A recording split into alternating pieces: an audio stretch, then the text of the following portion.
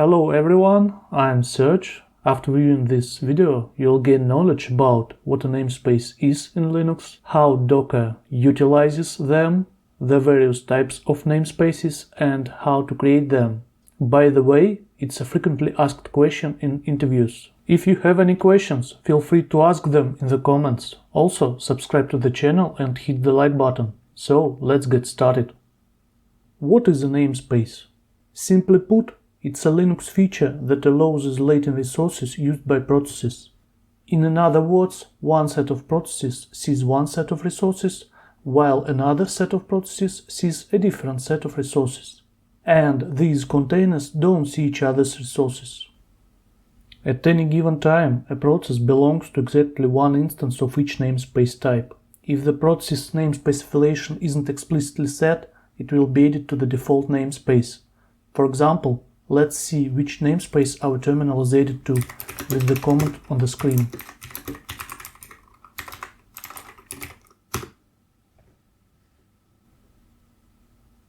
On the screen there are 7 main namespaces used for creating containers. Now let's go through each namespace, examining the resources it isolates and how they can be created. Let's begin with the mount namespace. This namespace is used to isolate mount points, allowing namespaces to have their representations of the file system hierarchy. Additionally, it enables the isolation of file viewing between different namespaces. For demonstration purposes, let's log in as root. Now, let's create a new mount namespace and launch bash within it. Let's mount something in our namespace.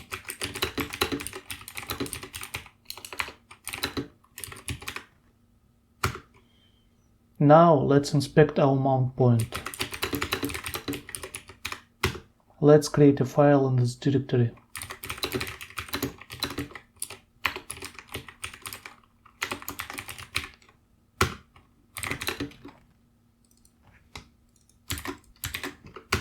And if you switch to another terminal, you won't see our file in a mounted directory.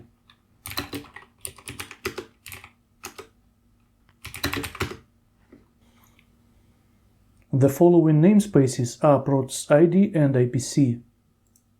The first allows each container to use an independent set of process identifiers, PIDs. The second enables the isolation of IPC objects. It means that processes in different IPC namespaces cannot directly interact with IPC objects of each other. Let's check the process identifier of our terminal. Now let's create a new process ID namespace. The flag M establishes a new mount namespace as we've seen before. The flag I initiates a new IPC namespace, while P creates a new process ID namespace. The F flag instructs unshare to fork after creating the new namespaces and before starting bash. This flag is necessary because it allows the new process to have its unique process ID space separate from the parent process. Let's check our current PID. Then examine all processes in our namespace.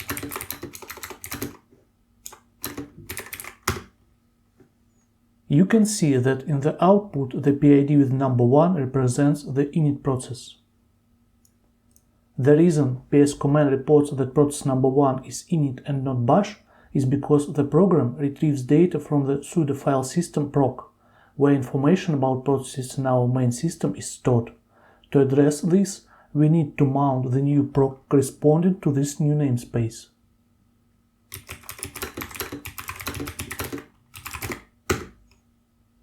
Let's repeat the process table output.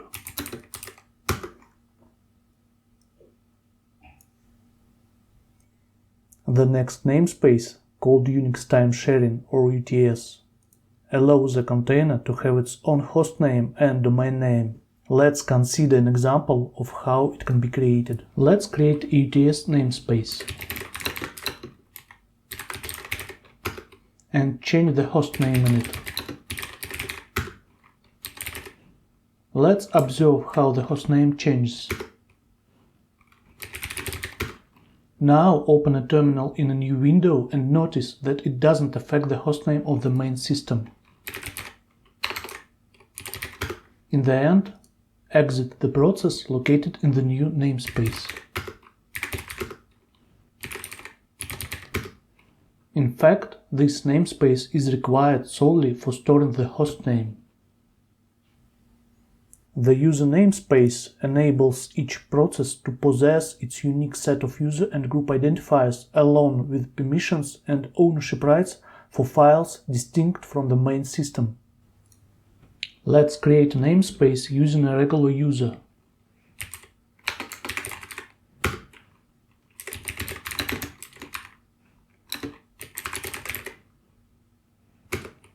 The R option maps the root user inside the namespace with the actual UID outside the namespace. Let's observe how UIDs are mapped.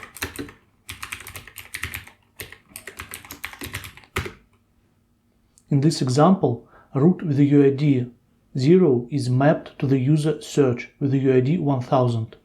The last digit signifies a range of one UID for mapping. Now, let's observe how users are mapped in the default namespace. Switch to another terminal and execute the command.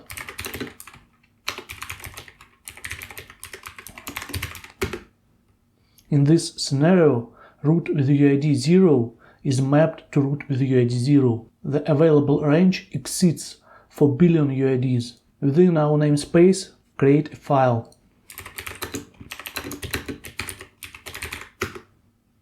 And inspect its owner. It is root.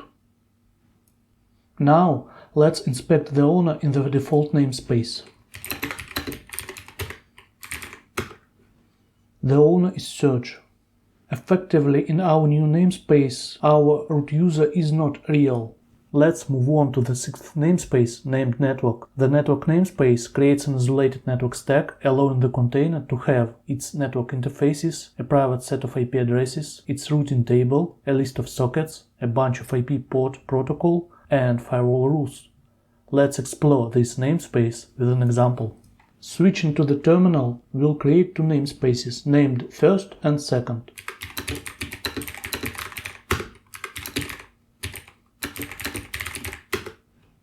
Let's examine the created namespaces and check the interfaces within these namespaces.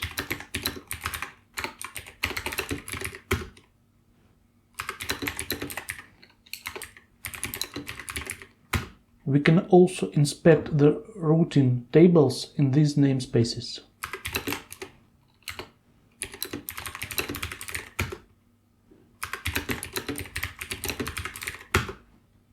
Then we'll create a pair of virtual Ethernet network interfaces named vFirst and vSecond. Here is the command. We'll add the interface vFirst to the first namespace and vSecond to the second namespace.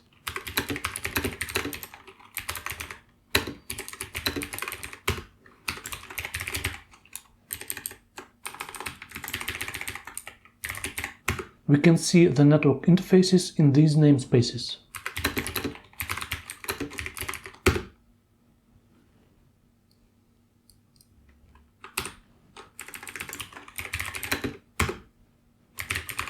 Finally, we'll assign IP addresses to the interfaces and enable them.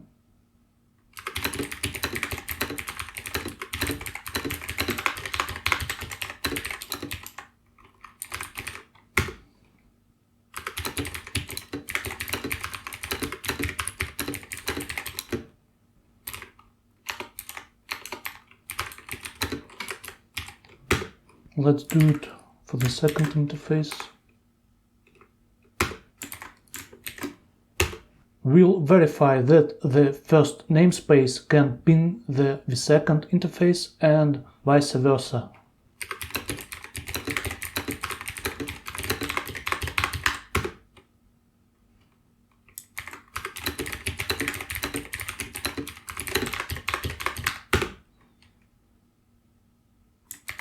Let's also take a look at the routing table in the first namespace.